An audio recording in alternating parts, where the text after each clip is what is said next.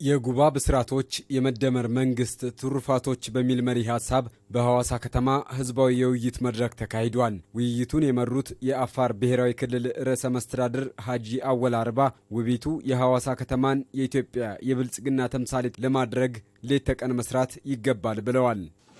ሐዋሳ የብልጽግና ተምሳሌት እናደርጋለን። ለምን አዲስ አበባን ለመምሰል አይደለም። አዲስ አበባ ነው። ምክንያቱም አዲስ አበባ የሌላት ሀብት አላት። አዲስ አበባ የሌላ አዲስ አበባ ላይ የጎደለው አንተ ጋር አለ። ትርፍ አለ። ዓለም አቀፍ ኤርፖርት አሁን አፕግሬድ እየተደረገ ያለ። ሌላስ ለቱሪዝም ማዳረሻ እስኪ ኬንያ የሚሄድ መስመር እዚሁ ነው። ስለዚህ ለማንም ማረፊያ ማቆያ ማራለ ዛሬ አቋርጬ ሄዳለሁ ያለው እንዲያድርበት አንድ ቀን ሁለት ቀን እንዲውልበት ማለት ሳቢ ማለት በቁጭት ማለት ያንዳንዱ የሲዳማ አባል ያንዳንዱ የሐዋሳ ነዋሪ አሻራው ሊያስቀምጥለት ይገባል። ነገ ሁላችን ሀጂ ነን። ኢትዮጵያን በምኞት ብቻ መለወጥ አይቻልም የሚሉት ርዕሰ መስተዳድር ሐጂ አወል አርባ ሀገራችንን ለመለወጥ በደምና በላብ እንዲሁም በቁጭት መረባረብ ስንችል ነው ብለዋል። ያችን የብልጽግና ማማ ላይ ማድረስ የጥረት ውጤት ነው፣ የላብ ውጤት። ሁለት ነገሮች ብዙ ጊዜ ሰው በነፃ ይፈልጋል ይባላል። አንድ ነፃነት በነፃ ይፈልጋል፣ አይሞክርም። ነፃነት በነፃ በጊፍት አይገኝም፣ በስጦታ የሚገኝ አይደለም። ዋጋ ከፍለ ነው እስከ ደም ጠብታ። ሰው ደግሞ መበልጸግ ይፈልጋል፣ ምቹ ቤት መኖር ይፈልጋል፣ በቀት ተደላድሎ መኖር ይፈልጋል። አይቻልም። የላቡ ዋጋ መክፈል አለብህ። የላቡ ዋጋ በከፈልከው ልክ ወደ ስልጣኔ ወደ አደጉት ሀገሮች ታርታ የምትሰለፈ ማለት ነው።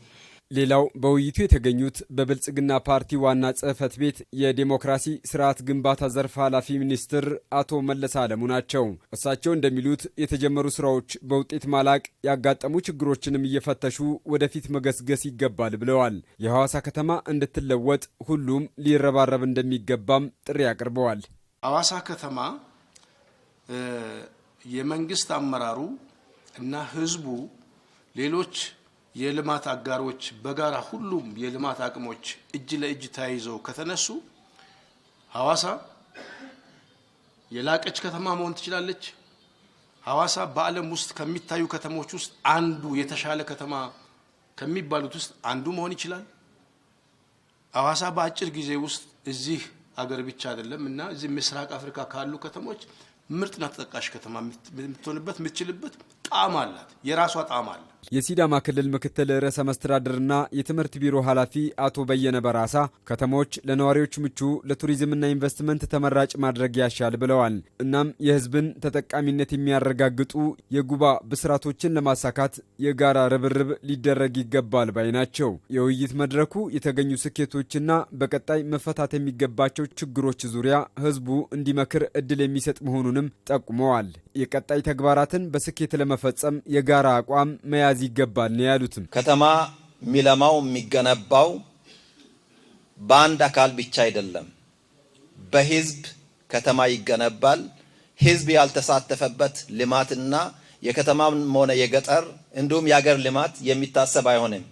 ስለዚህ እኛ እዚህ የተሰባሰብን ሁሉንም የህብረተሰብ ክፍል የሚንወክል ከመንግስት ጋር በመተባበር የሚቀርቡ እቅዶች ላይ ውይይት አድርገን የጋራ አቋም ይዘን ለከተማችን እድገት እንዲሁም ለሀገራችን ብልጽግና ለህዝባችን ተጠቃሚነት በአንድነት ቆመን በአንድነት ሰርተን ተባብረን ከተማችንን የምንለውጥ የህዝባችንን ተጠቃሚነት የምናረጋግጥ ስለሆነን ይሄ መድረክ የጋራ አቋምን የምንይዝበት ለመተባበር ከተማችንን ለማሳደግ የምንቆርጥበት መድረክ ነው የሚሆነው።